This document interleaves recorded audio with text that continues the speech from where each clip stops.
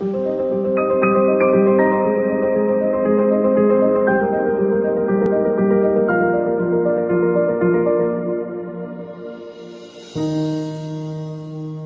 make a start. Welcome to this session of Druckfrisch, organized by ReCentGlobe. And it's a great pleasure for me to welcome Professor Nicola Miller to Leipzig in digital format only, but nevertheless. And the occasion is that I wanted to present her book, Republics of Knowledge, but it's also an opportunity to actually further engage in collaboration between Leipzig University and my home institution, University College London. Professor Miller and I have been working together at UCL for over 25 years, and the last 6 months I've been here as Leibniz professor in Leipzig, and it's wonderful to actually have the opportunity to bring knowledge, approaches, academic interests of the two institutions together. Professor Miller is a specialist in Latin American history, and Leipzig has a very important tradition in Latin American history going back to the GDR and before, with a number of very important historians of Latin America working here, and a tradition that is carried on by very interesting colleagues today. But also UCL prides itself of an important tradition of teaching Latin American history, actually the first institution in the UK that had a chair in Latin American history, going beyond area studies. And so I think it's a great opportunity to actually have this session here between UCL and Leipzig today. Druckfrisch is a series at ReCentGlobe at the center here in Leipzig, where we present recently published work. And usually we do this through a panel discussion, as we do today. And the format will be that we have here two discussants who I'm going to present to you in a minute, Agustina Carrizo de Reimann and Olaf Kaltmeier. They will each talk for about 10 minutes about the book. And then the author, Nicola Miller, will respond to what they had to say, maybe add a few points that were particularly important to her regarding the content of the book. And then we will start a Q&A session where you can ask your questions to the author or also to the two discussants, and a general roundtable discussion in digital format. If you want to participate in the discussion, please use the chat function and write just the Q into the chat function, and the chat will be monitored, and I can then give you the word. Nicola Miller obviously speaks Spanish extremely well, so if anybody asks a question in Spanish, that will be okay. If anybody wants to ask a question in German, Professor Miller also reads German, but I might help then with translating the question. And so we can conduct the seminar in a polyglot fashion, as it is common here at ReCentGlobe. And that's actually everything I wanted to say about the technicalities of our format today. Only to add that Princeton University Press very generously gave us a special discount for anybody participating in the discussion today. So you can get a 30% discount on the copy of the book if you order it online through the Princeton University Press website. And I've put all the information you need for that into the chat function already. So if you go into the chat now, you will see there the promotional code that you need to order the book. Unfortunately, our two generous discussants this afternoon haven't received their hard copies of the book. They only had the ebook. So maybe at some point, Professor Miller will show the book that you at least see how it looks like, because I think that's the only copy that we have available. But if you go to the website of Princeton University Press, you will be, of course, able to see the book, look at the table of contents, find a few endorsements and so on that might motivate you after this discussion to actually make use of the special discount that we have. And without further ado, I want to now introduce our speakers. And I start, of course, with the protagonist, Professor Nicola Miller, who is Professor of Latin American History at UCL. previously did a DPhil at Oxford. Her first book, which was published in several editions, hardback and paperback, is on Soviet-Cuban relations. So a book mostly still in the area of international relations. A few years later, she wrote In the Shadow of the State, a fantastic book of great interest well beyond the field of Latin American history on intellectuals and the quest for national identity in 20th century Spanish America, which came out with Verso, a publisher that you all know through Benedict Anderson and other authors, even if you mostly work here in Germany. And it's really a classic for anybody who wants to understand the relationship between intellectuals and the state in Latin America, but also more generally, a book that was very useful for lots of the things that I did over the past few years. She then wrote Reinventing Modernity in Latin America, Intellectuals Imagine the Future. And I may say so that a few aspects of that book maybe came also or grew out of discussions that Professor Miller and I have had doing shared teaching over many years when we taught courses that tried to compare Europe and Latin America and thought about the relationship between Europe and Latin America and the United States. And then most recently, Republics of Knowledge, Nations of the Future in Latin America, the book that we want to discuss today, which came out last year with Princeton University Press. Nicola Miller conducted an important collaborative research project over many years, which was called Images of the United States and in Europe and Latin America, financed by the HRC. A collective volume came out of that called America Imagined, explaining the United States in 19th century Europe and Latin America, came out with Paul Grave in 2012, and it was one of the projects where Professor Miller and I collaborated together, which might also be interesting for parts of the audience, and also I think especially here for Leipzig, is the very important work Nicola Miller has done over years for the Royal Historical Society, where she wrote and authored the report on gender in the historical profession, which is I think also something that is of interest beyond the British context. And she has, of course, over the years supervised a whole army of PhD students who now do all interesting work in different parts of Europe and the world, and especially in Latin America, which means that her work has actually developed a very important impact beyond the many articles and books that she has wrote herself. So much to Professor Nicola Miller. The first discussant that I want to introduce is Dr. Agustina Carrizo de Reimann, who is an assistant professor here at Leipzig, where she teaches comparative and Latin American history. She previously worked as a journalist in Buenos Aires before coming to Leipzig, I think something like 15 years ago, and works between the areas of history, ethnology, anthropology, and area studies. That was one of the reasons why we thought she would be an interesting discussant for Professor Miller's book, because she has this cross-disciplinary approach that very much informed Nicola Miller's approach to her research in the book. Agustina is interested in concepts of Latin America, in the critique of US-centric perspectives on Latin America, and specifically as an anthropologist, she is interested in writing in Latin America, and more recently there in the role of the police in society, where she uses ethnographic methods in history, and that's one of her missions, if I may say so. She wants to make historians think about ethnographic methods. And again, this methodological approach, I think, has much in common with the work that Nicola does in London. The second discussant is Professor Olaf Kaltmeier, who has been a professor of Ibero-American history at Bielefeld since 2014.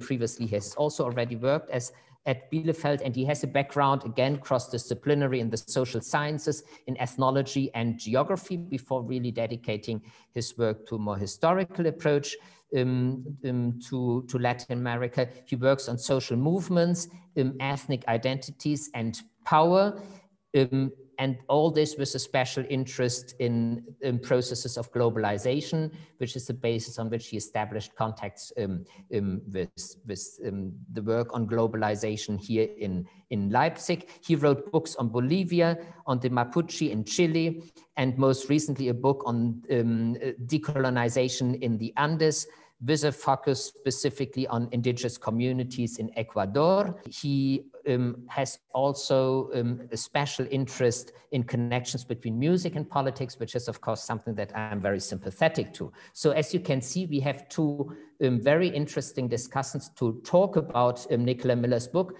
And therefore, I don't want to say anything about the book myself, because we have two experts in Latin American history to discuss her book. The only thing that I want to maybe still say before we start is that it's an incredibly readable book. Even if you just look at the introduction, it starts almost as beautifully as a novel in the description of landscapes, social and cultural practices, and so on. It becomes then a bit more methodological, systematic later on. But if you go then through the book, almost every chapter starts again with a beautiful description of actually how knowledge was produced, how knowledge was discussed, and what role knowledge played in political and social processes. So it's an incredibly beautiful book to read, which, as you know, is a little bit rare in academia. And one of the members of the audiences here told me 2 weeks ago or so that academics don't read books anymore. They only review books or read review of books and don't have the time to read books anymore. But if you want to read a book and maybe have recently reacted a little bit allergic to academic books because of the dry style they are written in or whatever, Nicola Miller's book is a book that you can really also read on a comfy chair with a cup of tea, because it's really a pleasure to dive into Latin American knowledge during the 19th century through this book. And there are even passages that reminded me of all the wonderful novels that we know from Latin America. So it's really worth engaging with this wonderful new work. And that's why it's my great pleasure to congratulate Nicola Miller to having achieved publication of this book after many years. And it's therefore this first discussion that we have of the book should also be a celebration of the work itself. And now I've spoken too much, and I will hand over to Agustina, who will present us with the first set of comments. So over to you, Agustina. Thank you very much for agreeing to do this. I would like also to thank you for inviting me to discuss this most insightful book. Professor Miller's study is as comprehensive as complex, so I will do my best to provide an overview of it. And after that, I would like to point to one interesting aspect of her research, at least in my point of view, and this is the relationship between formal and informal modes of creating and sharing knowledge. But I will start with Professor Miller's work. In her study, Professor Miller examines the definition, production, dissemination, and reception of knowledge in 19th century Chile, Argentina, Peru, concerning its meaning for the state and nation building, or as I would put it, of the formation of national state cultures in Latin America. On the one side, Miller builds on Latin American specialist critique of Benedict Anderson's depiction of nation-state formation and the role played by Creole pioneers. In contrast, it has been argued that in Latin America, regional, ethnic, and social diversity played a crucial role in shaping and contesting the meaning and reach of national cultures and political organizations. On the other, and with regard to the history of knowledge, Miller stands in the tradition of Angel Rama's seminal work, The Letter City, and later studies that have widened the analysis of meaning of both visual and textual literacy for the formation of Latin American states. Miller's study endeavors to complicate the history of knowledge by analyzing the various factors involved in the democratization of knowledge in 19th century Latin America. For this aim, Miller poses the following questions. How did certain forms of knowledge come to acquire a greater status than others, both locally and transnationally? And how did the process of recognition shape the formation of political and cultural communities in Chile, Peru, and Argentina? To address these issues, the author proposed a comprehensive definition of knowledge that avoids prioritizing any particular kind or type over others. As knowledge, Miller defines information that the holder believes to be verifiable by socially legitimated criteria. Knowledge is further an outcome of interpretation processes that lead to or manifest as a claim of truth. This work in definitions allows the author to look beyond the famous public intellectuals and explore unexpected landscape of knowledge formulated by different producers, mediators, arbiters, and knowledge consumers. To analyze and contextualize the ideas, images, and discourses of Argentinian, Peruvian, and Chilean republics, Miller takes an interdisciplinary approach which integrates cultural studies, sociology, and intellectual history. For the primary sources, the author turns to newspapers, poetry, lithograph, and government document, as well as to public debates on the philosophy of language, geography, political economy, civil engineering, and philosophy of education. Based on their analysis of these sources, Miller shows throughout 10 compact chapters that, first, the recognition of knowledge was a key issue in the period under review, and hence it should be studied more systematically by historians. To consider recognition as a critical factor allows the author to explore the paradoxes of Latin American history.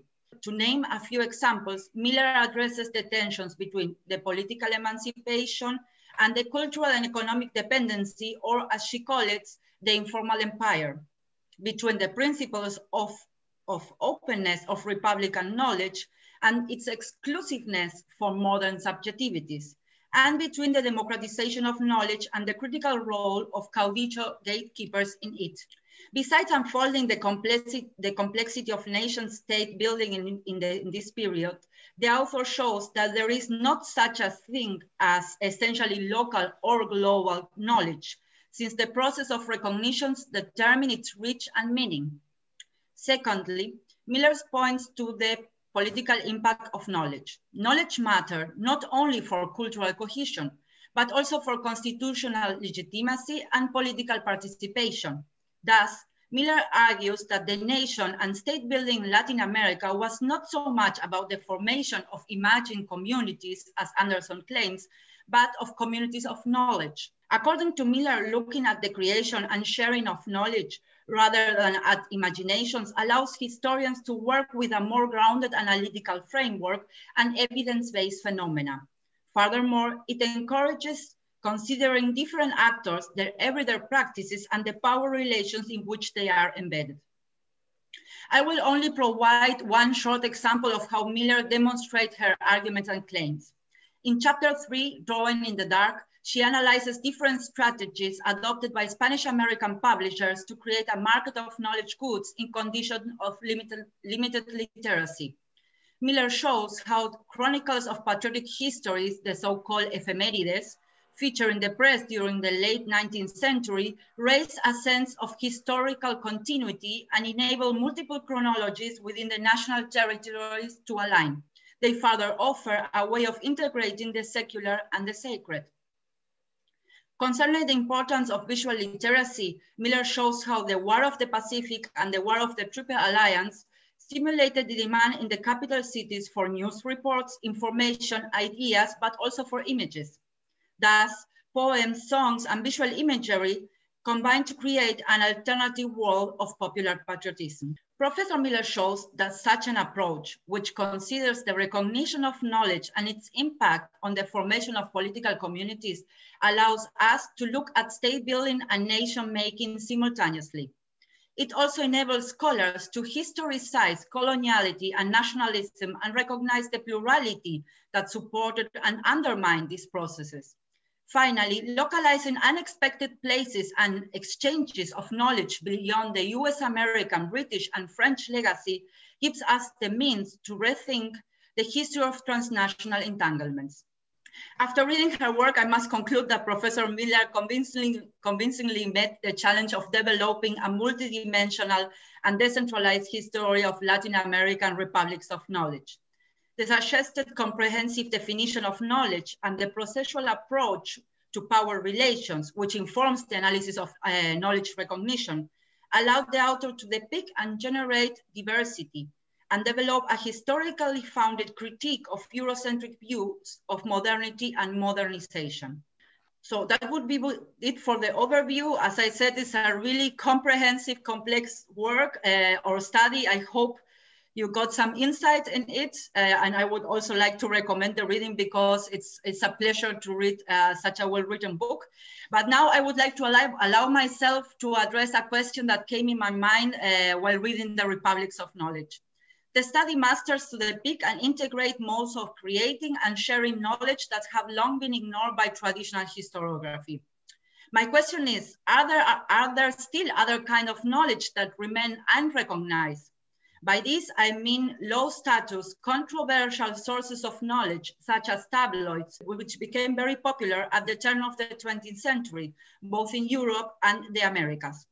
Through the dramatization of urban life and especially crime, sensationalist reporting shaped both hegemonic and popular understanding of local and global modernity, while framing the price of modernization. Should we consider such knowledge to be part of the emancipated, enlightened Latin American republics?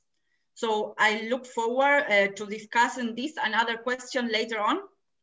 And now I would like to thank you very much for the attention. Agustina, thank you. That was fantastic, raises a lot of issues. I'm sure that Professor Miller will look forward to comment on your thoughts. And now I hand over to Olaf. Thank you very much to Olaf for agreeing to actually contribute to this discussion. Yeah, thank you also for this invitation. I would like to directly jump into the book, which covers really a century from the beginning of the 19th century to the beginning of the 20th century.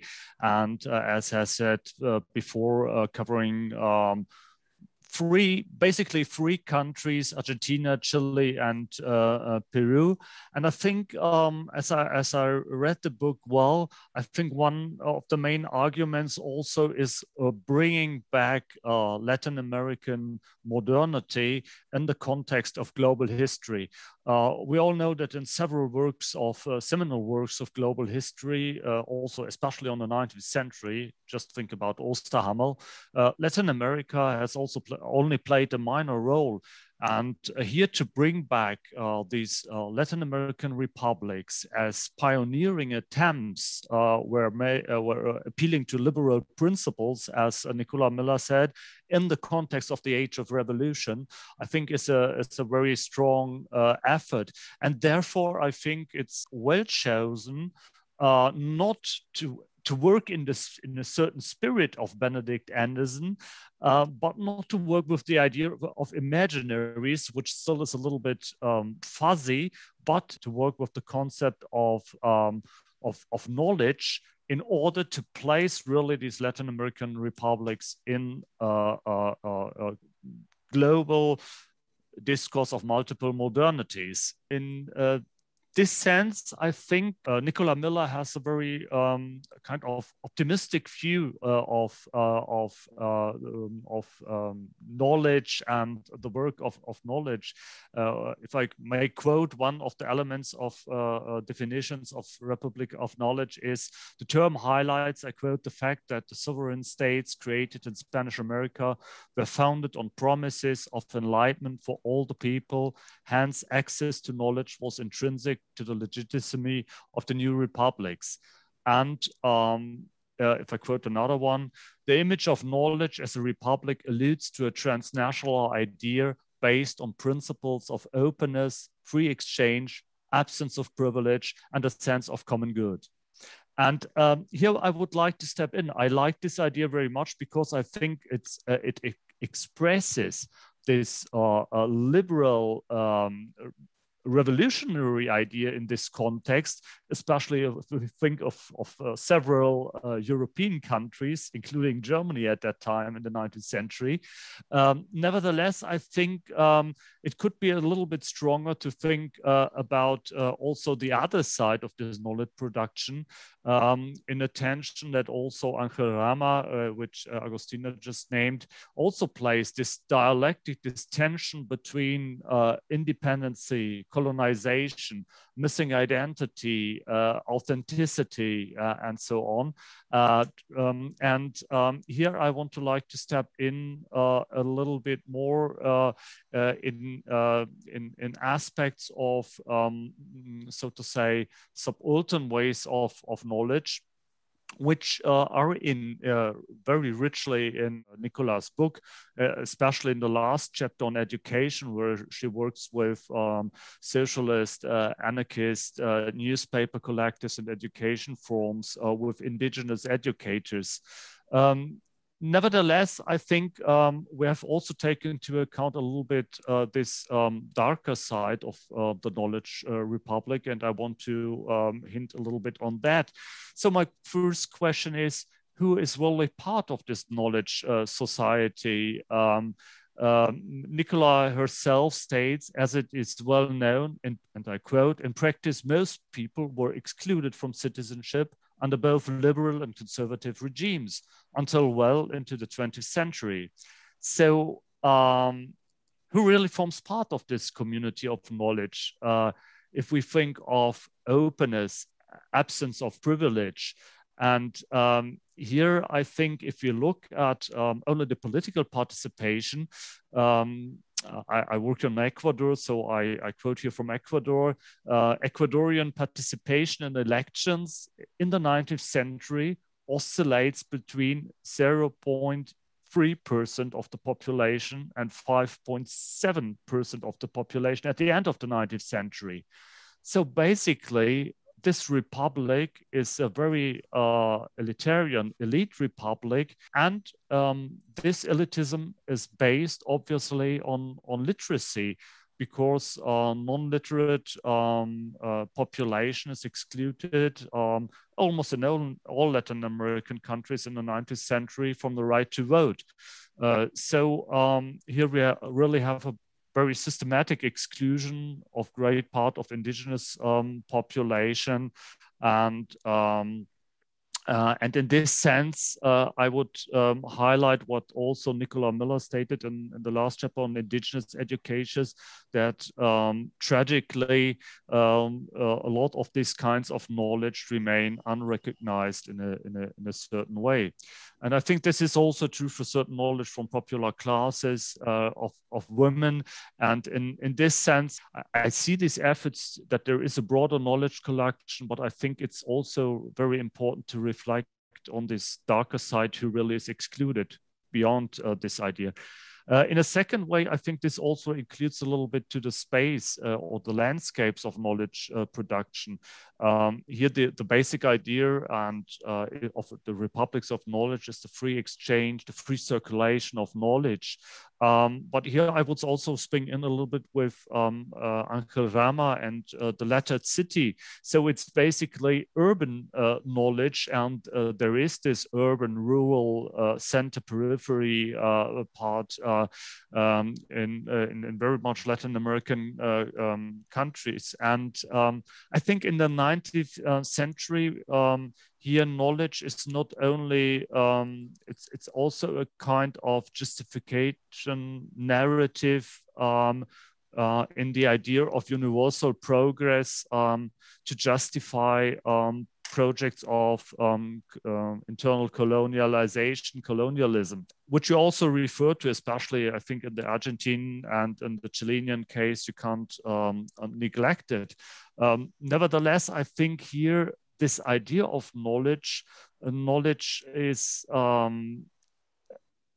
itself part, not only an instrument, but really a frame, I think. If you look at Sarmiento's definition of civilization and barbarism, the discourses of civilization in La Campaña del Desierto and La Pacificación de la Araucanía, I think here we have really also a very strong instrument.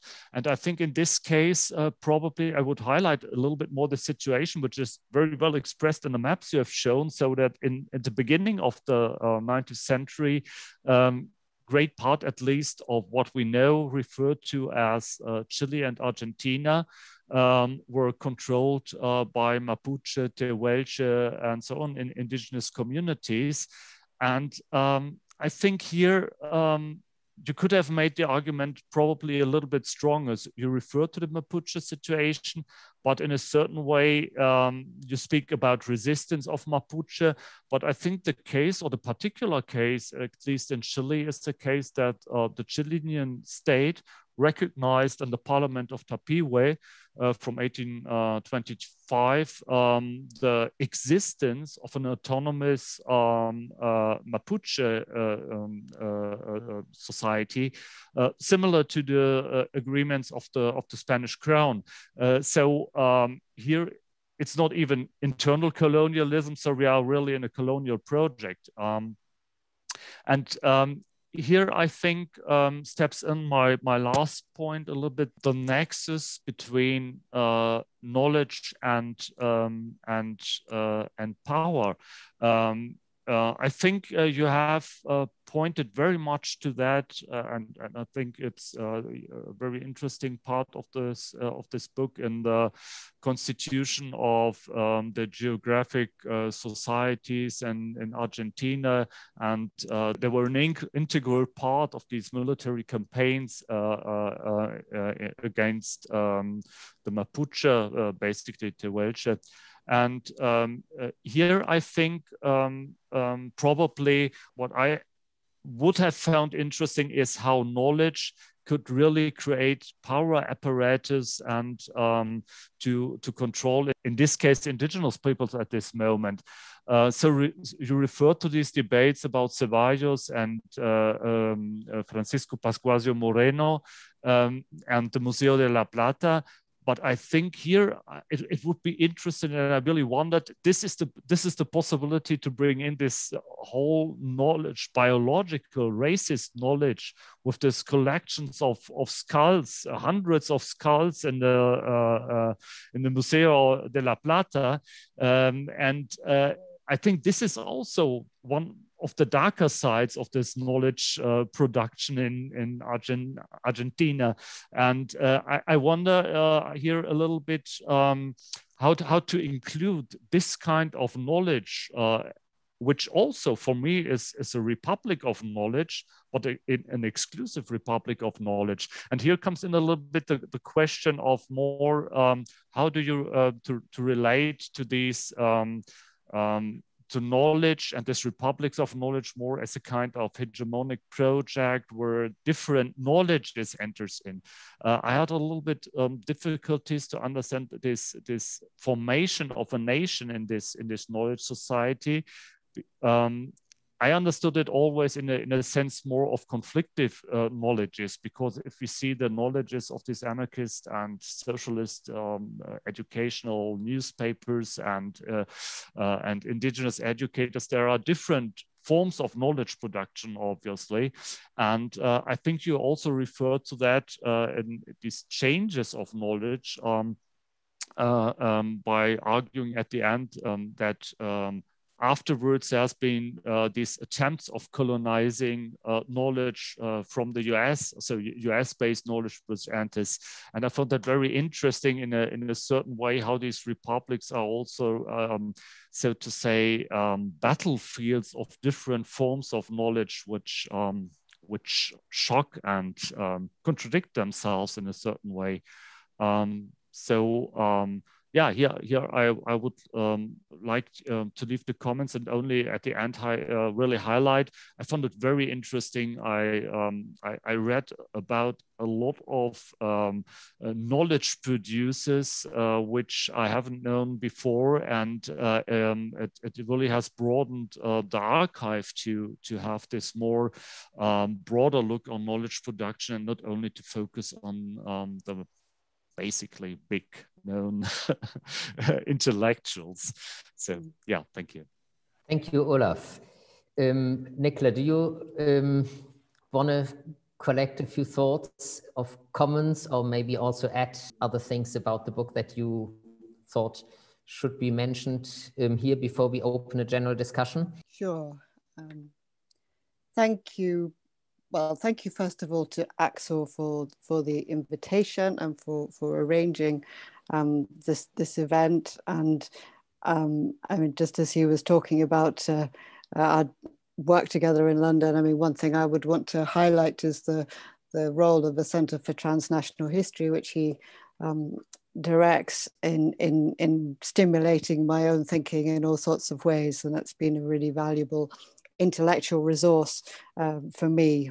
And it's been a real privilege to have two such careful and sensitive readers. I really do appreciate the comments that both of you have made. Agustina, you gave a brilliant summary, which I'm going to borrow for future occasions. It was perfect. And both of you have come up with so many interesting comments and observations and provocations. So I really do appreciate all of that work.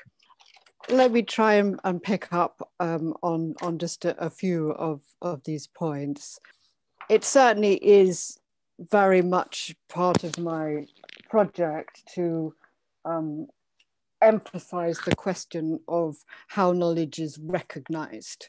I think this is really important. I mean, there's been so much wonderful literature on who produces knowledge and how it's distributed and how it's circulated, and all the entangled history and the history of networks, and you know, much of this is marvelous, illuminating work. But I still do think that not enough attention is paid outside perhaps of historiographies of empire, which is one particular framing, arguably a framing as limiting in its way as the nation, as we were discussing at another event a few days ago. So I think that if we just ask sort of broader questions about which kinds of knowledge get to be given social status, which kinds of knowledge are even accepted to be knowledge. I mean, I'm very aware of, in many ways, there are huge problems in taking this generic English term knowledge, which is so capacious. And it certainly is problematic when you try to map it on to other languages which have more varied terms for knowledge. Most other European languages at least have the equivalent of a distinction between saber and connaisseur, kind of knowledge through the mind and knowledge through broader forms of experience.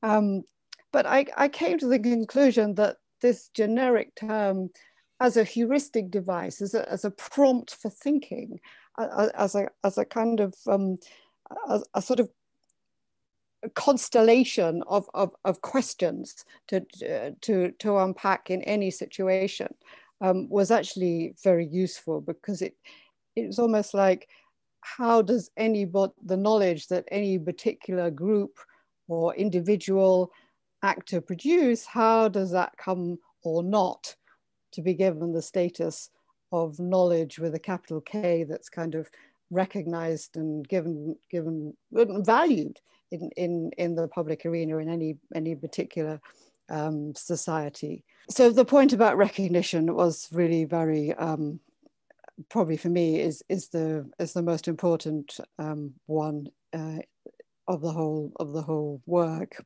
And Agustina's lovely point about the tabloid press, I did actually get terribly interested in this when I was researching the chapter on the publishing industry, and I did want to explore not only the tabloid newspapers, but also all those kind of, you know, popular magazines that start to come out at that time, covering the lives of, you know, celebrities. And there's all this wonderful material on fashion magazines start at that point. And there's some lovely work on that, actually, that's being done.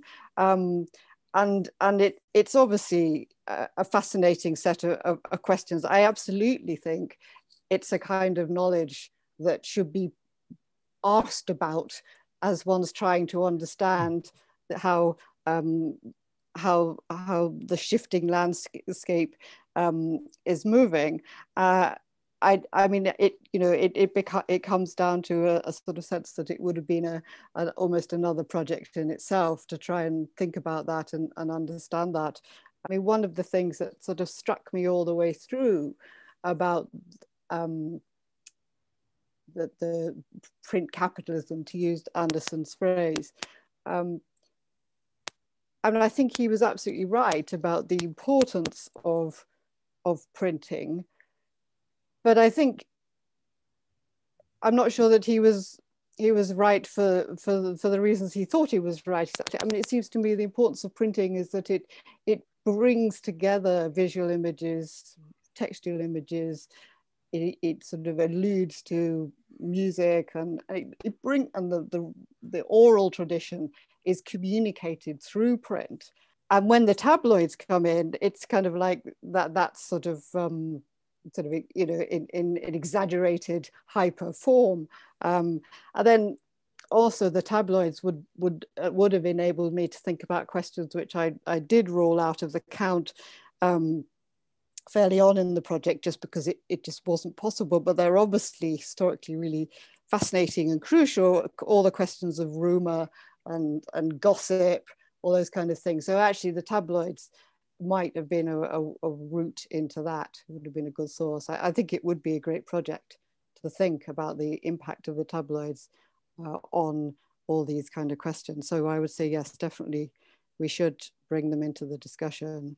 Olaf, thank you for making the point, which is again another one that I really do want to emphasize, about the place of Latin America in discussions about global history. And I always appreciated the fact that Christopher Bailey, in his book, did bring Latin America in, even if one might get a bit sort of niggly sometimes about the sources he used and how he did it. But the intellectual openness to thinking about that, I very much appreciated.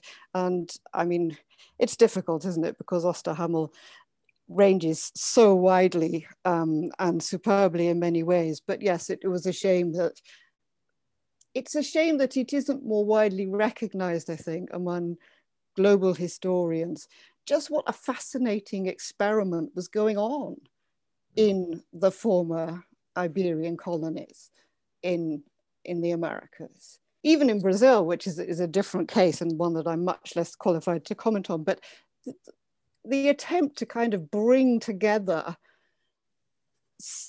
some kind of sort of liberal project, for want of a better word. Some people say it's Republican more than liberal, but I think that in a sense the two do go together, especially as the century moves on, to try and make that happen in such impossibly difficult conditions. You know, given the racial divides, the geographical expanses, the not the lack of resources, but the lack of capital to get at the resources. So all the huge difficulties, and the fact that, you know, one set of imperial power goes and another one comes riding over the horizon, all those problems, it just seems to me it's an absolutely fascinating set of case studies in how on earth you create some sense of coherent political community. Set aside the idea for the nation, if you want to. I mean,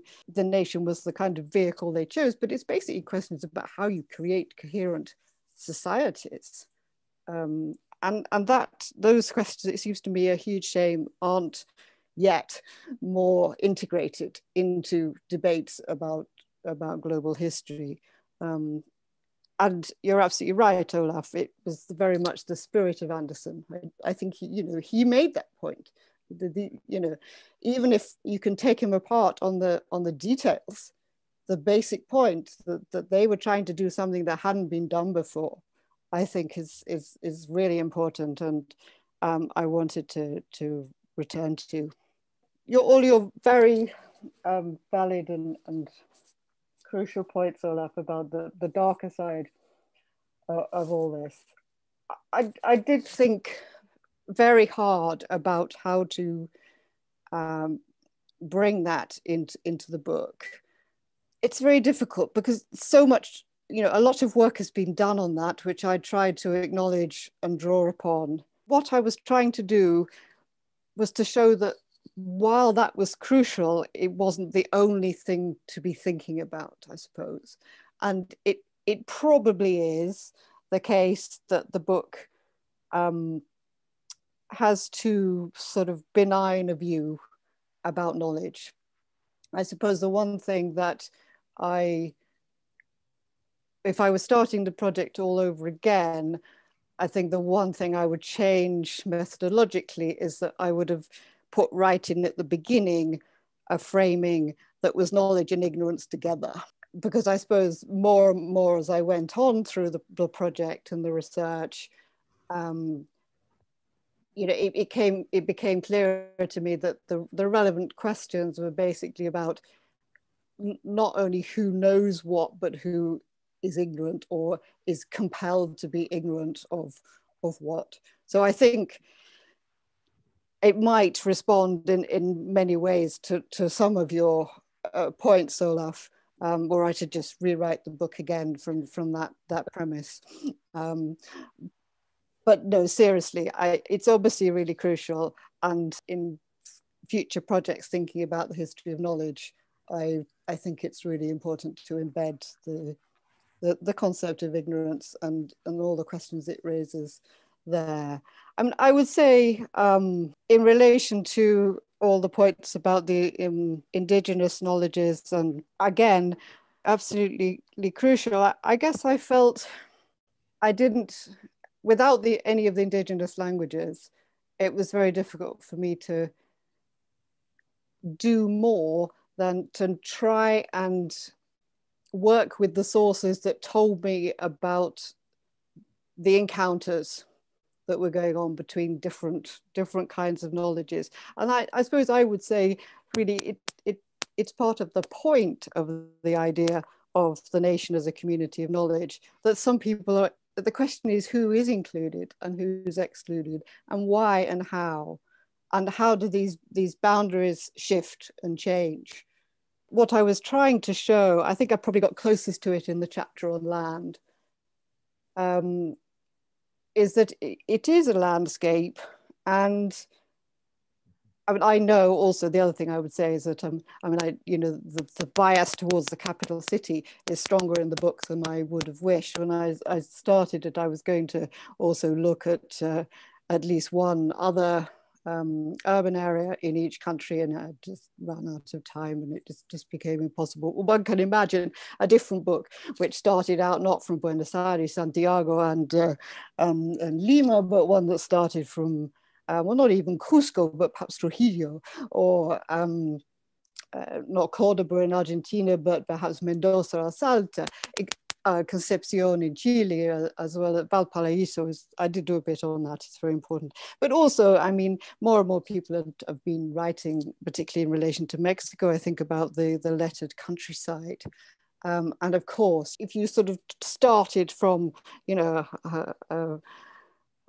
kind of a rural area and tried to sort of look from that positionality, you would get a very interesting different set of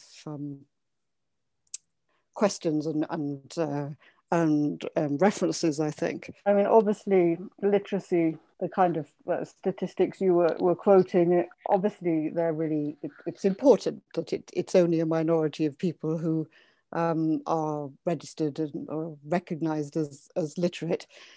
But I do think that's kind of not the whole story in relation to these kinds of questions. I mean, it's difficult because the evidence tends to be fragmentary and we have to kind of piece things together from all over the place. But it's fairly obvious that, there is enough evidence, I think, that, one literate person probably affects at least 20, 25 others, at least, because they communicate with them, they tell them, you see the crowds of people clustered around someone reading the newspaper out in the street corner and all those kinds of familiar images now. And I do think literacy is just one part of it. And much as I admire Rama's work, and as you've both said, I'm basically building on it in many ways, I do think that whole sort of concept of the lettered city and some of the implications of that, it does sort of distract attention a bit, I think, from many other kind of routes to knowledge. I think actually quite a surprisingly wide range of people, it seems to me, had access to. I know all that wonderful work that Miridi Podgoni has done on the traveling museums and the way that you know, that gives people some kind of access to knowledge of natural history and science. And I think there's also a lot of interesting work that you could do. Another chapter I wanted to write that didn't get in would have been about popular theatre companies. Talking to people who know a bit about that, and it's fairly clear that they're kind of like mobile sort of mobile universities in a way, you know, kind of they're plays and things that are creating ideas about the history, about other countries, about, you know, all sorts of things going on there that would be really interesting to think about. So I suppose what I was trying to do was to get away from the Sarmiento vision, if you like, and to show that actually that was really very exceptional. Not among his peers, perhaps, but among the wider society. And actually Sarmiento himself, I would say, is a lot more ambivalent about things, and it's necessarily always than is assumed by the sort of nationalist reappropriation of him that goes down the generations. Well, I'll stop there. Some kind of response, I hope, to all those very rich comments. And thank you again. Thank you, Agustina and Olaf, for two very insightful and rich sets of comments, but also to Nicola for engaging so closely really with these issues raised. You know, Olaf spoke to you from Bielefeld, and they have a certain tradition there of asking accomplished authors to write their book all over again. But I'm sure that this is not what he had in mind. I think these times are luckily past. But really, you responded to a lot of very interesting issues that they raised. And just to give people the time to gather their thoughts and ask questions to you, Nicola, but also maybe to the two discussants. Just want to highlight a few things that came up in the discussion. I think what I found particularly useful among Agustina's points was this idea of thinking about Nicola's Republics of Knowledge as an alternative to the imagined community based on nationality, because this has also certain implications for our challenges to methodological nationalism, which was one of the big points in the agenda of transnational history, which maybe we share also across London and Leipzig here. I thought this comment was particularly useful. Apart from Agustina's point to think about different kinds of knowledge, because this always encourages us or obliges us to rethink our methodological toolbox as historians. And this is something that I know has been very important for your book. And there are a lot of elements in the book there. And I thought that was great that Agustina brought this up. And of course, Olaf's point about subaltern kinds of knowledge, the dark sides of knowledge there. This is a whole agenda that is so important also to our current political debate about debates of decolonizing academia, decolonizing the curriculum at universities and so on. So I think he really highlighted there again a point that goes also beyond the importance of your research and is relevant just to the agenda of the humanities more generally. I was grateful, Nicola, that you in your reply went back to this complex issue of terminology that you discuss in the introduction to the book about what term knowledge actually is. And it reminded me of some of the difficulties that I had here in Leipzig explaining what I'm myself doing, how we actually relate intellectual history to other forms of history writing. And I remember discussions that we had with colleagues in Germany when people asked me about intellectual history, and they then said, oh, so do you mean something like Kulturgeschichte and so on? So the difficulty of actually communicating not only across different areas of historiography, but also the languages that we use in different countries.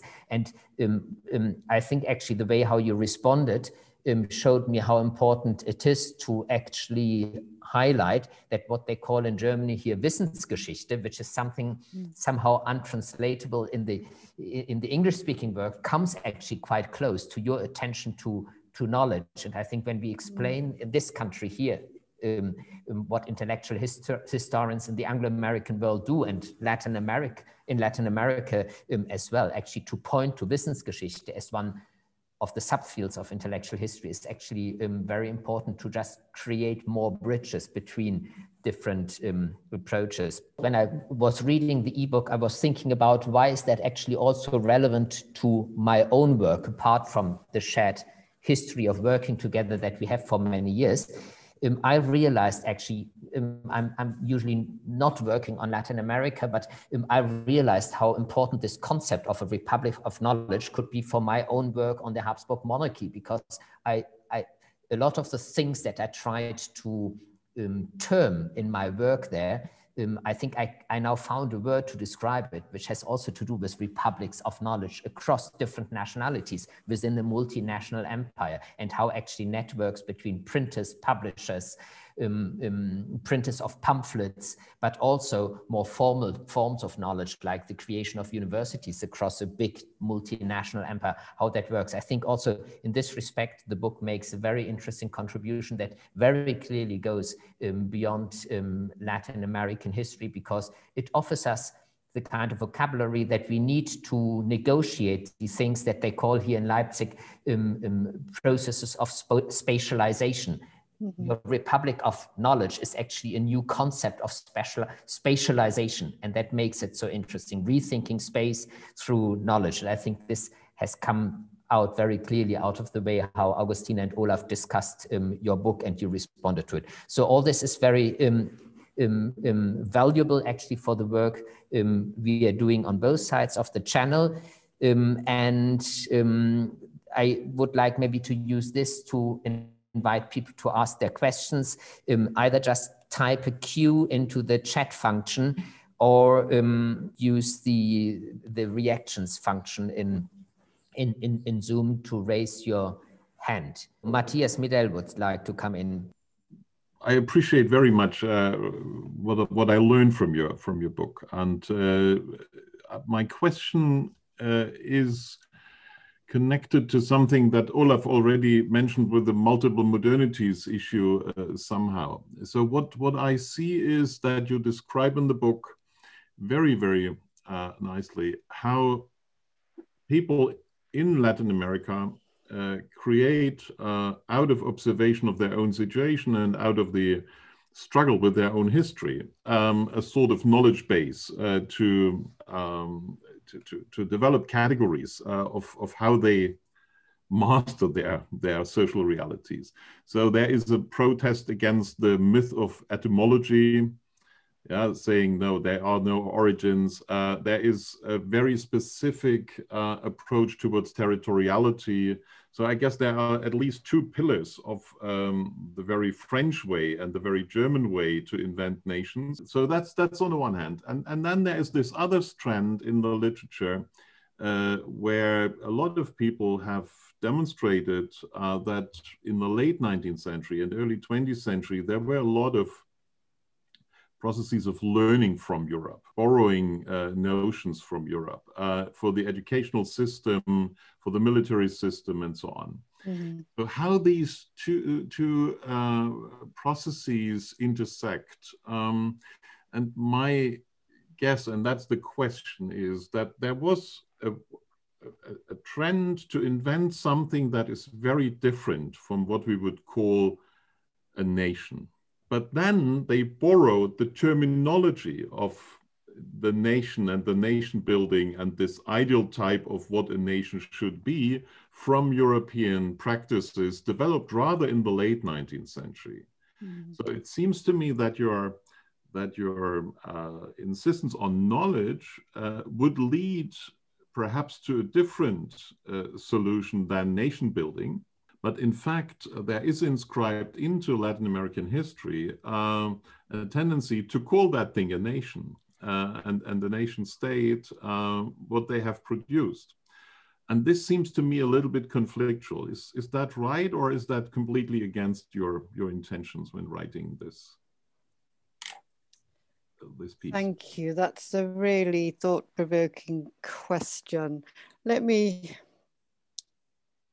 see, these are hugely complex questions. I guess I would say that in the mid-19th century,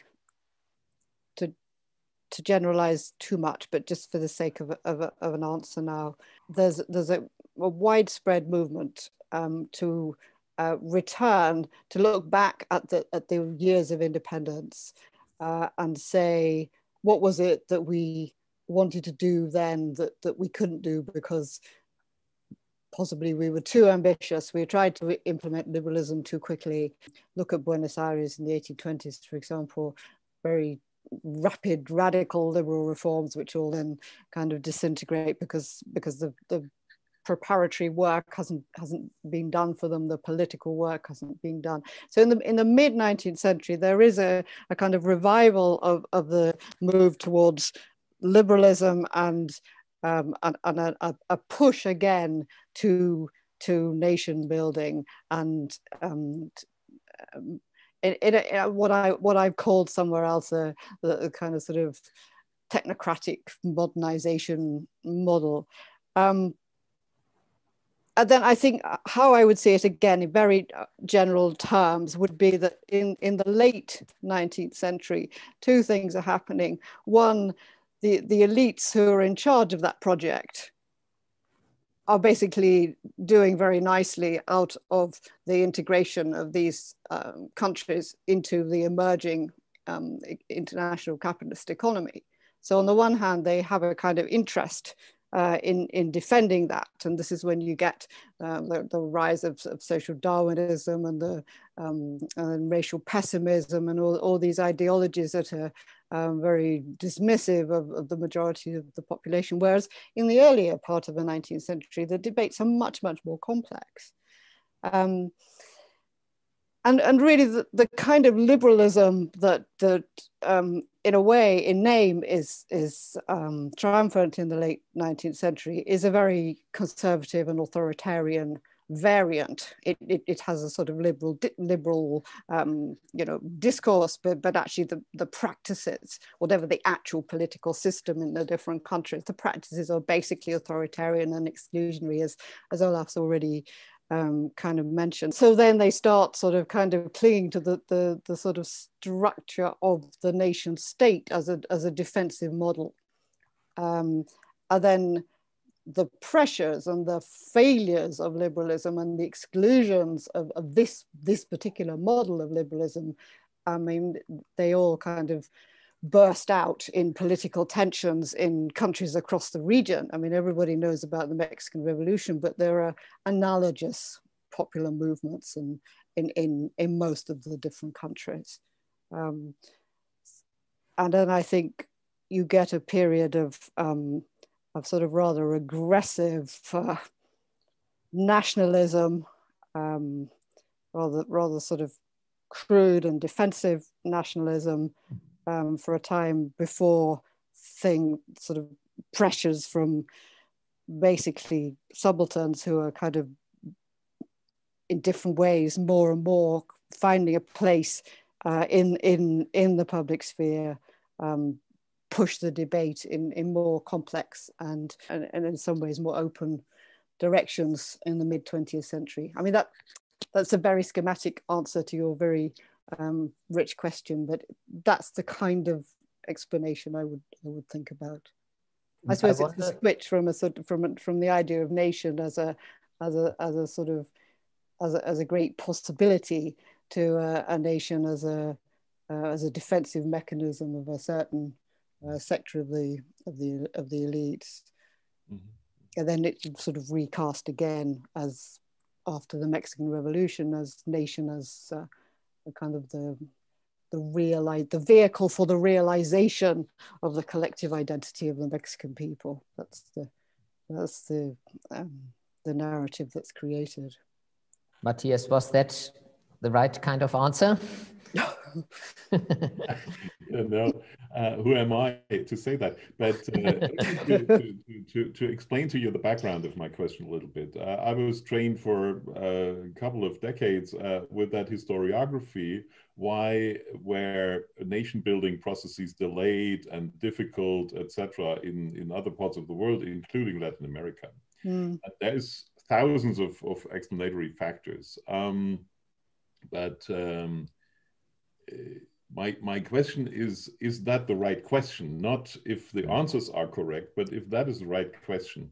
Or if we had in the beginning of the 19th century, many more options of what a nation could be, and that has shrunken to a model, but only in the late 19th century, that was imposed by these processes of borrowing. Yeah? So we have all these missionaries of nation building processes from Japan to South Africa, etc. And Chile is probably one of the particular cases where particularly Germans. And what have they? What's the relationship with what happened before in these countries on the basis of their own intellectual developments, in contrast to this imposition of a model that obviously hasn't worked really well? Yeah, so that's the background of the question to explain that. But thanks for your answer. Yeah, I mean, I think I think it's because the state was commandeered by a certain sector of the elites who imported some of the European ideas to buttress their own position, but then all the many other people, different sectors of society, who earlier in the 19th century had, I think I would argue, have been drawn into at least thinking about the idea of a national community more than has often been acknowledged. And there's a lot of work by people like Florencia Mellon which kind of confirm that idea, that they kind of continue, they carry through this elite restricted version of the nation the potentiality of other forms of political community, which emerged later in the 20th century. So, I mean, the types of nationalism that you see in Latin America, particularly after the Cuban Revolution, say, I mean, it goes back to the point you made about, that conception of a nation is not very close to what is conventionally thought of as a nation in Europe, and certainly sort of the standard model that everyone has now deconstructed, but actually still seems to persist, of kind of one nation, one language, one culture, that kind of idea. I mean, it just doesn't work. So I mean, in Latin America, there has to be thinking about alternatives,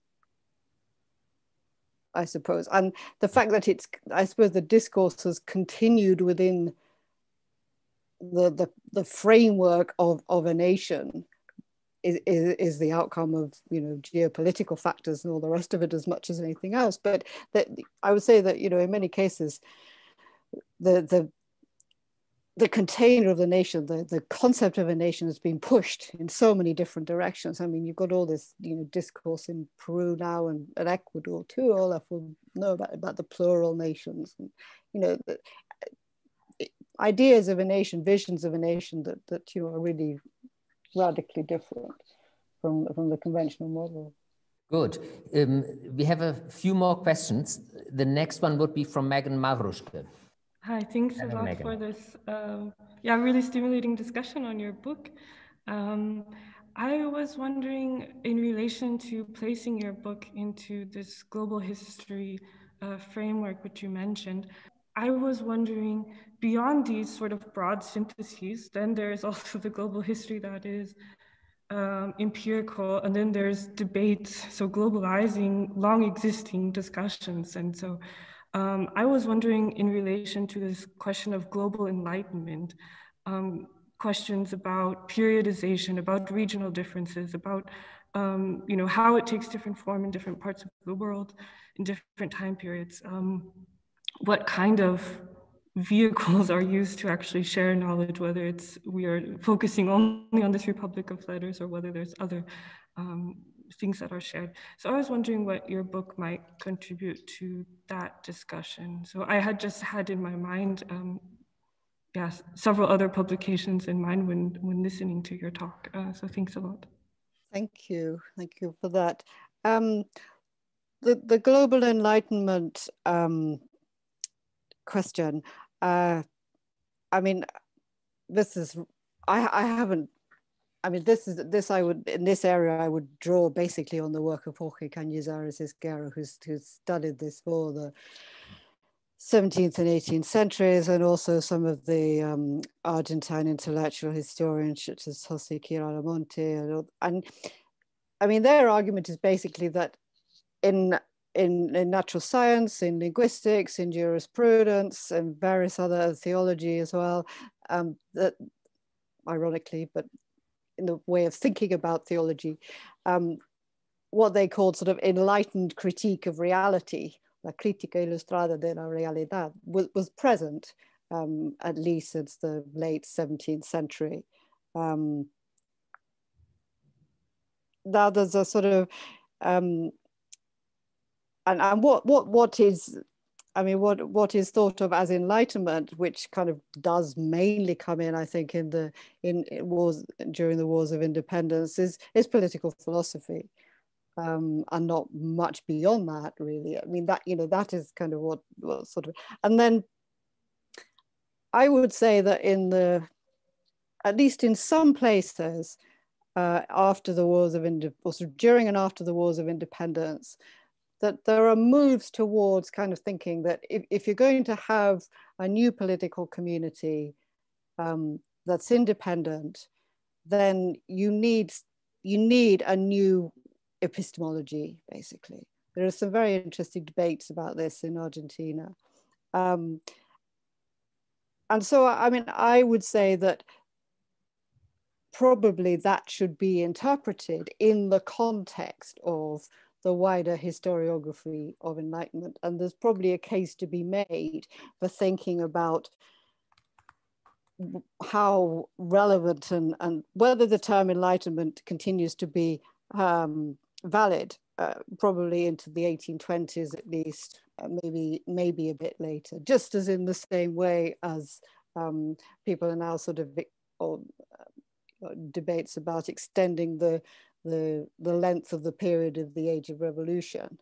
Sujit Sivasundaram's latest book, Waves Across the South, where he's arguing, you know, that the Age of Revolution actually goes on well into the mid 19th century in the area of the world he's thinking about. So I think there might be a case for making the argument in the context of global Enlightenment debates that in some of the parts of Spanish America, Latin America probably, it continues later than is customarily thought. I'm not sure. I mean, I haven't really done the research to know whether that case would really stand up, but it might be an interesting one to think about. I mean, and in terms of your other really important point about how knowledge, the materiality of how knowledge moves around, absolutely. And I mean, one of the reasons I shifted from the term Republic of Letters to Republic of Knowledge was precisely to bring in so much else about the way that knowledge moves. We now have a question from Yasmin Naim. Yasmin, please. Thank you so much for this very fascinating presentation. I had a question. I'm myself right now interested in the official publications in France and in the 19th century, and how these publications are used as a nation state building tool in my PhD. And I was building on what Professor Miller asked his question. I was wondering, you mentioned the change of the nation state model into a defensive one by the end of the 19th century. And I was wondering if you could elaborate a bit more on this, because I noticed the same trend, of course, in the French case. And yeah, I'm asking myself how does it play out in your example of Latin America? Sorry, and yeah, thank you so much. Okay.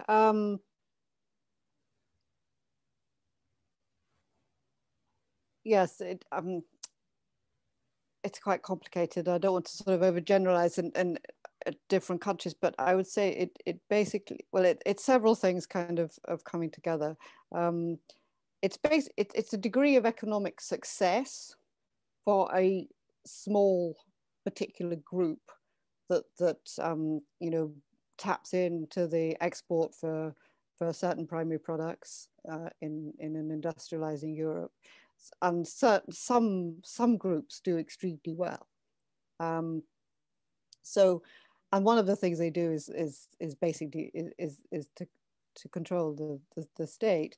So there's a tension between them wishing to defend what is a pretty precarious economic and social position in the context of constitutions, and by that time a political process which does promise, even if it doesn't, as we've already said, actually grant rights to everybody, civil and political rights to everybody. So that sort of tension there. So, you know, a rhetoric of justification of privilege develops, which draws upon positivism, particularly, as one thing that becomes really important much later than it was important in France. But it's imported as a rhetoric, basically, of order and progress. And, you know, order and progress is famously inscribed on the Brazilian flag and all that, but it was a strong discourse among elites in most of these countries at that point.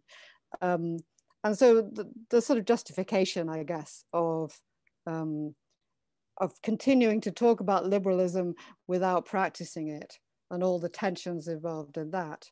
I mean, it's elites defending a certain level of privilege and constantly sort of promising, well, you will have rights, but not yet. And then this sort of deferral, which is perhaps inbuilt in liberalism, actually, and then this deferral. But I don't know. I mean, that's sort of part of it. I suppose it's quite a sort of yeah, it's an economically founded one rather than a knowledge founded one. But it seems to me that that's a moment where I do think knowledge is driving things, but not among the elites, not among the people who are in power. Thanks a lot. Some answers to Yasmin's question you might actually find in some of Nicola's previous books also, because it reminds me of a whole agenda of actually engaging with these questions of the role of liberalism and so on, and how it changes and how one can compare Europe and Latin America there, which of course goes back to a few of the points that Olaf mentioned earlier when thinking about the role of Latin America in kind of global histories of globalization and so on, and the discussion we had already about Chris Bailey.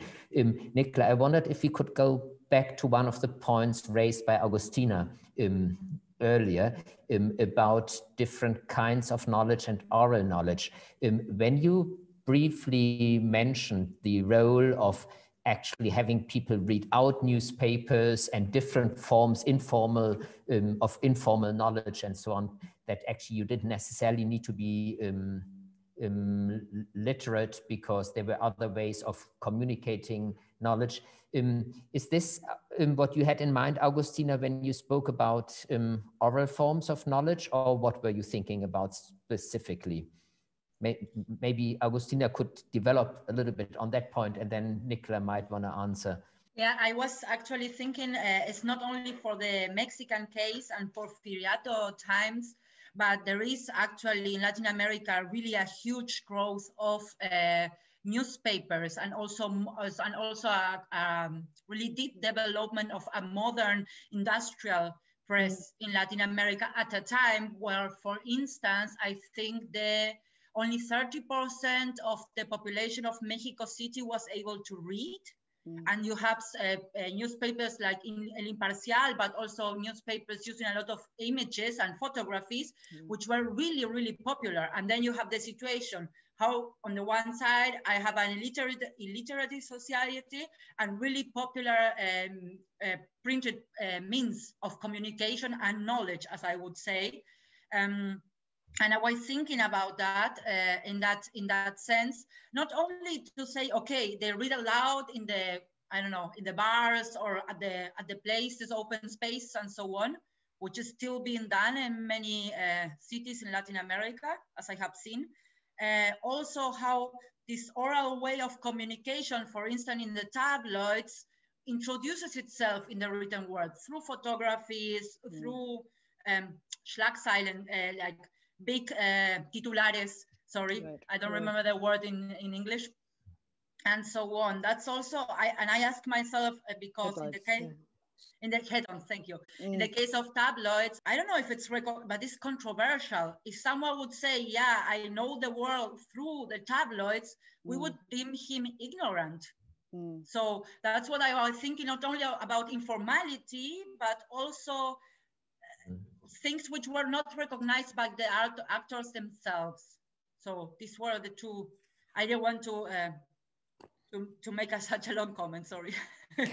No, it's a great comment, and I mean, I think you're absolutely right, and it's one of the reasons why I think bringing back ignorance or making ignorance more central to the whole discussion would be a good way forward, because it's all about what kind of knowledge is construed as not knowledge, and what kind of knowledge is dismissed as irrelevant. And I mean, that all those kind of questions, it's really worth thinking them through historically, because they have a lot of resonance, don't they, in the current times.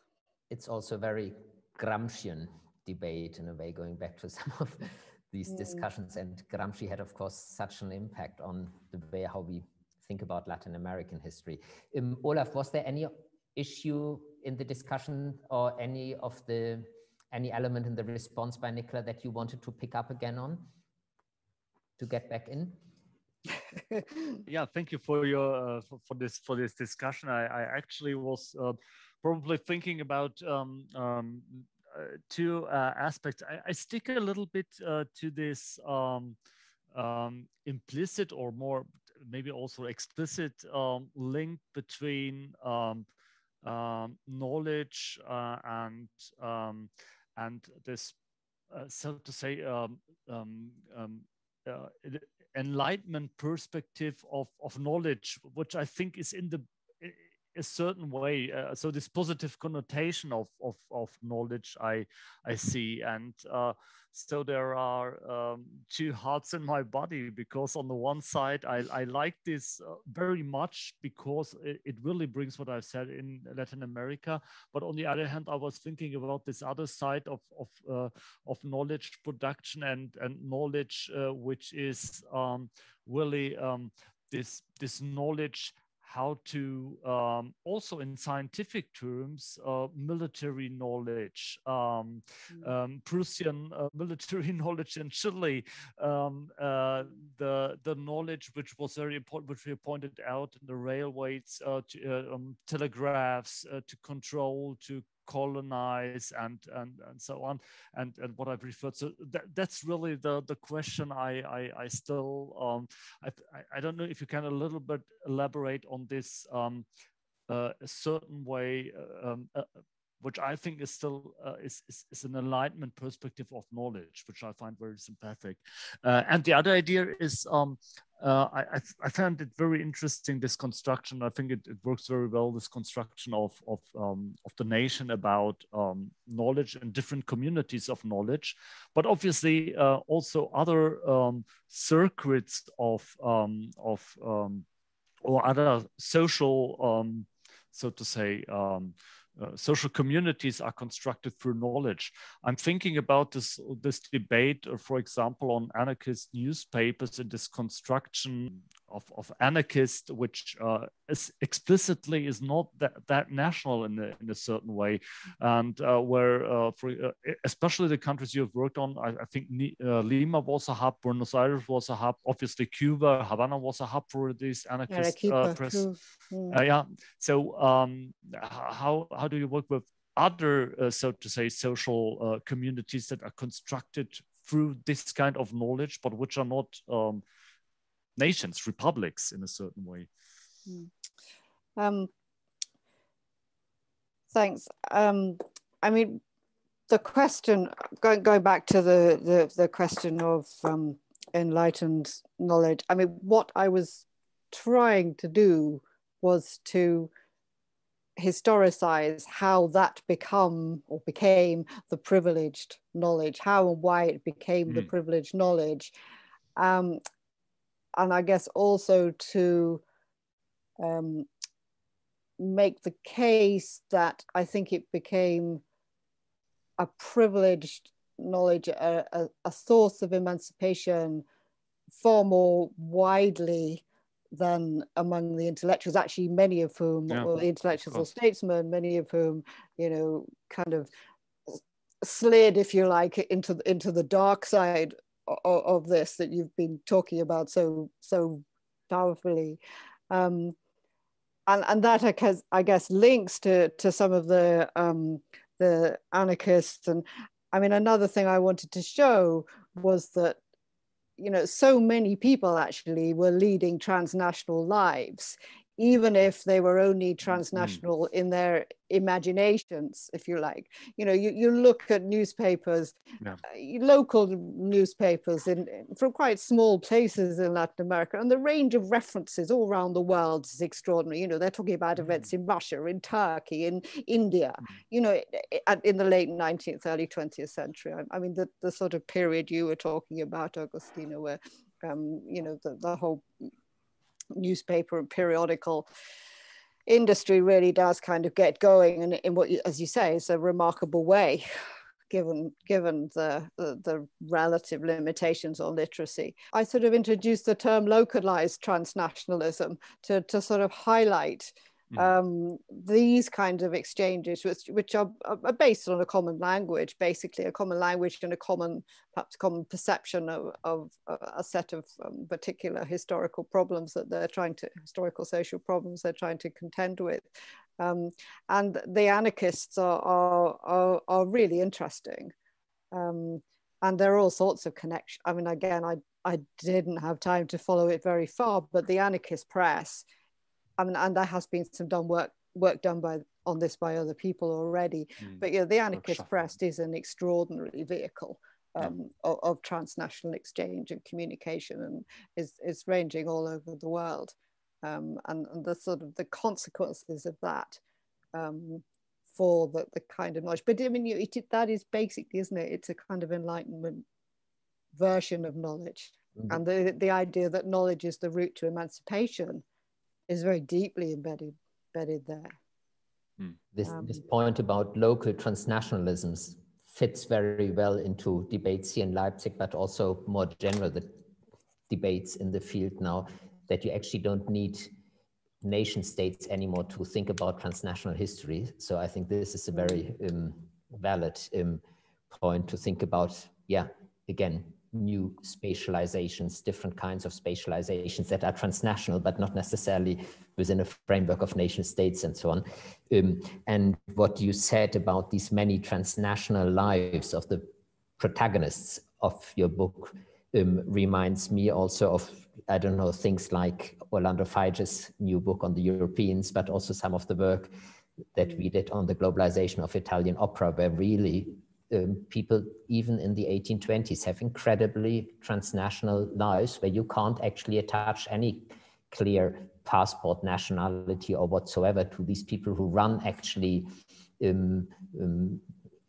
who run these republics of knowledge. And I liked, of course, the fact that early in your book you had an example of people listening to Rossini, because that's also a form, again, of knowledge transmission and engaging with the world and so on. But the people who do that, they don't have a clear nationality attached. Some of it reminded me, even some of your protagonists reminded me even of the kind of people Patricia Cleven is discussing in these international organizations, where actually the people doing the work in international organizations don't represent any more particular nation states, but they are in themselves actually transnational agents, even if they work within an international and not a transnational framework. No? So all this is, I think, very valuable to push the debates also of the last few years ahead.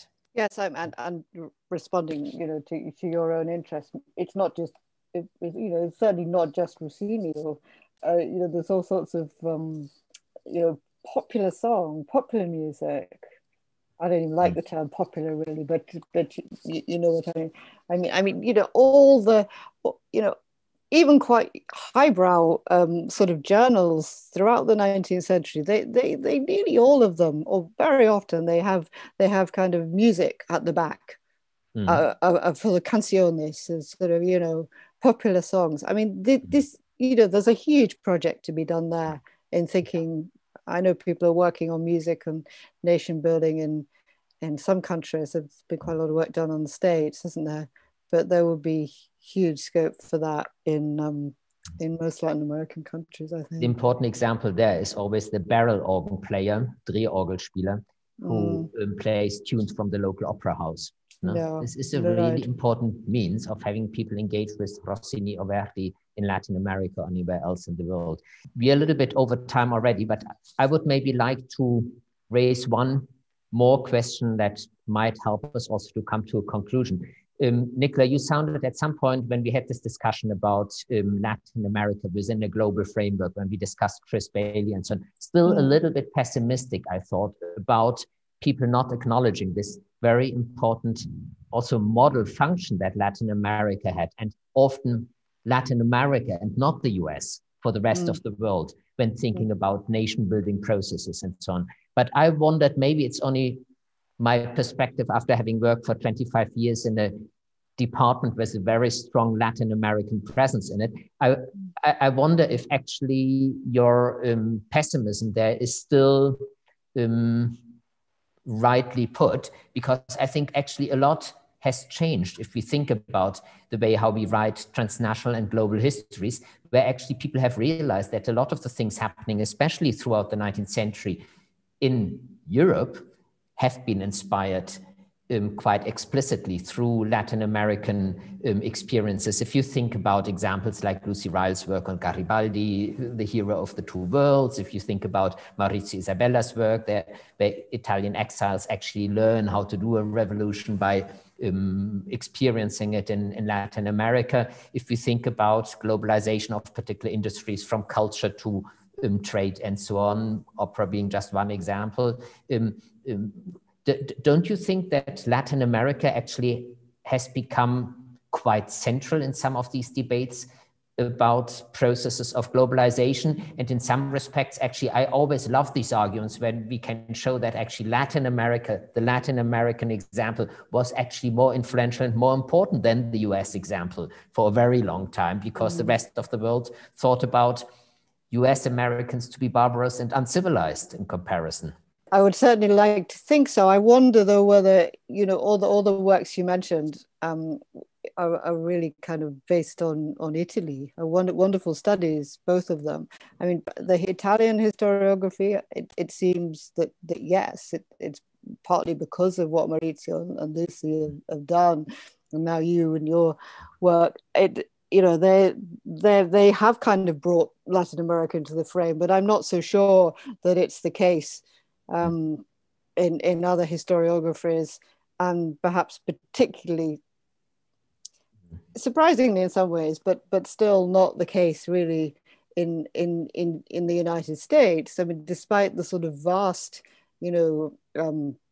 historiographical production on Latin America that comes from the United States, I mean, and much of it marvelous work, and much of it very kind of decolonizing kind of work, I'm not sure. I mean, it seems to me, partly because it's such a huge infrastructure, the people who think about Latin America in global debates are in one kind of academic field, and the people who don't think about that are in another, and there's still, it seems to be, not that much interchange. But I think perhaps you want to end on an optimistic note. I think we should, because we all need optimism at the moment. You're right that I, of course, know the Italian examples well, but there are, of course, also things like authors like Peter Burke and so on, who is much more aware of. Peter is wonderful, yes. And I remember now a seminar that Matthias organized here in Leipzig a little while ago, where we learned how the French learned about ethnological methods by going to Brazil and so on. So kind of the engagement with new kind of cross-disciplinary approaches in ethnography and anthropology and so on.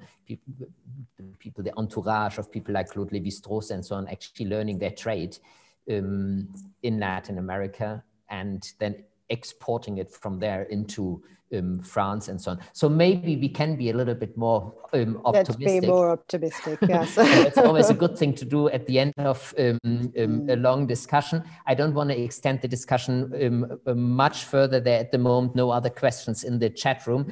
Also because we are all getting tired of video conferencing after 1 year of Corona. But let me finish by just thanking Nicola for allowing us to have a look into her book through this discussion, and really also in particular to Agustina and Olaf for having read the book, presented this to us, and raised questions that also clearly go beyond their own field of academic work and allowed us from a number of different perspectives actually to engage with Latin American research and to think about the place of knowledge in the way how we all do academia. So that was really fantastic. And so I would like to invite our audience to somehow engage in a way of applauding Nicola and also our two discussants for presenting us with such a wonderful afternoon. Thank you very, very much indeed to all three of you and to everyone who joined us for the discussion. So thank you very much.